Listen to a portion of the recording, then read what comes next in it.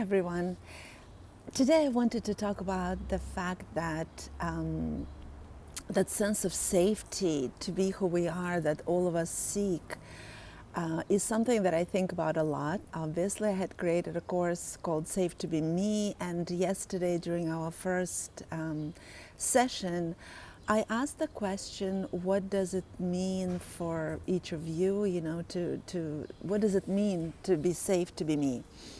And a lot of people have responded in ways that made it very clear how precarious it feels for us to be who we are, how difficult it is to accept who we are, how it feels that as if that we go through life as if there is something wrong with us. And what is becoming more and more obvious to me through my work with myself and through hundreds of people with whom I've been working in the last couple of years is that our conditioning, the environment, the families in which we were raised contributed to the fact that we feel broken, that we feel as if something is wrong with us, because the images with which we were raised as to what is normal or what is acceptable or what is good are so completely unrealistic about what human nature is that it's just impossible to get to the point,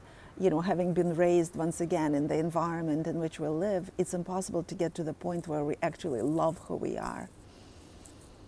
So on the path to finding safety to be who we are, to be accepted just as we are, to communicate and express things about ourselves, our needs, our wants, our likes, our preferences, our wishes and desires, it's not going to come from outside, right? Because we keep on wanting to find validation from people on outside or from achievement, and it cannot come. It cannot come from outside, because outside is what got us to this place to begin with, right?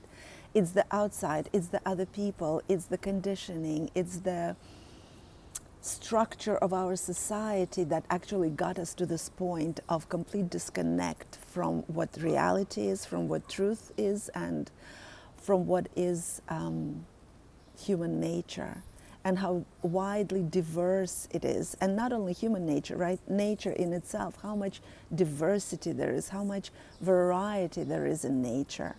And the same with human beings. It's just that we were raised and sort of made to adhere to an image of what a good human being is that is so divorced from reality. What is mental health? What is sexuality? What is normal? Normal is what is, as many varieties of human expression as there are. It's all human, it's all normal. So what I want to say today is that acceptance of who we are, that sense of safety to be exactly who we are in all of our idiosyncrasies, in all of our unusual and unique expressions, is not going to come from out there. We're the ones. We're the ones who need to find acceptance of who we are. We are the ones who need to forgive ourselves for the things, for the choices and actions that we've made that maybe we don't love now. And all of it has to do with really breaking out of the images to which we were raised to adhere, images that we've been bombarded with as the standard of what human expression is. And in my own life, lately in these last several days, I've been actually catching myself on the fact that I still seek to find a particular feeling from the way my family feels.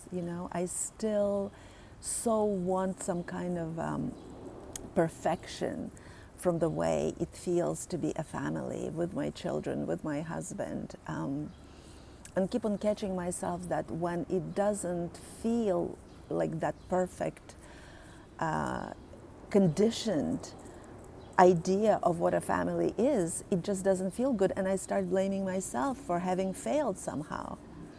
And that's just not true, because in fact, I've never witnessed a perfect, healthy relationships within a family. I am surrounded by all kinds of dysfunction.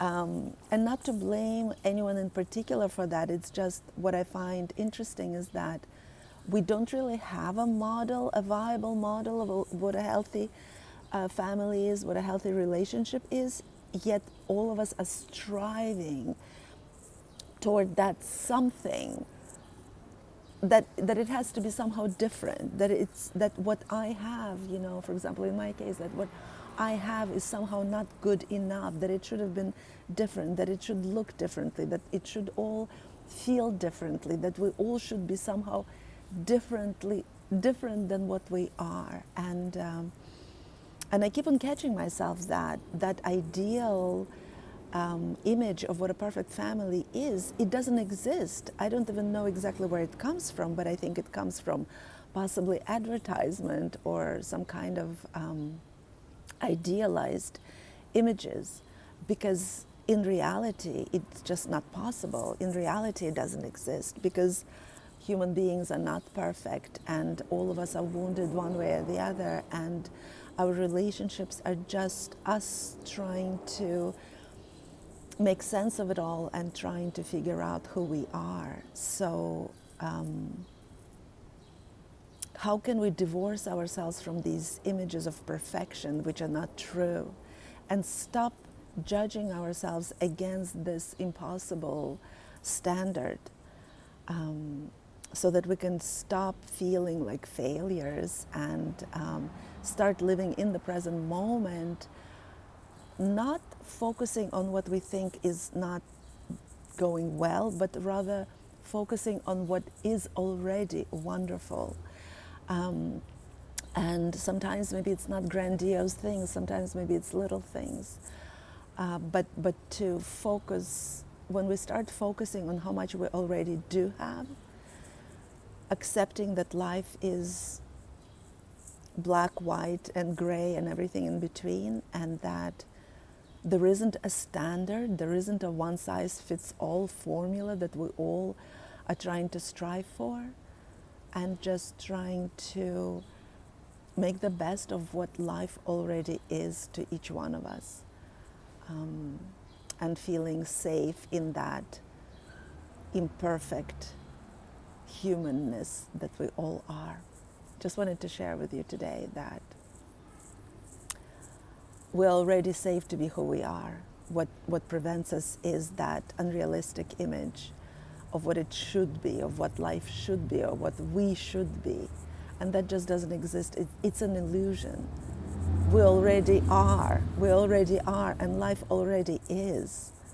And how can we start paying more attention on what is already beautiful and wonderful within it? It would be much more conducive to healthy relationships with others, because obviously, as I've said before, what we bring in, what is within, is what we bring into our relationships. And if we're constantly in that self-judgment, self-criticism, then that's what we bring. That kind of irritated, always unhappy self is what we bring to other people. And no good, healthy, thriving relationship can come from that. When we learn how to forgive ourselves and how to accept our humanity as we are already, not at some future date, sometime in the future, one day, but already now. Accept ourselves, forgive ourselves, and start noticing what is already wonderful, and then bring that to other people with whom we're in relationships. I'm sure life will start feeling much more pleasant and much more enjoyable. All right, everyone. Just wanted to share. Let me know how this lands.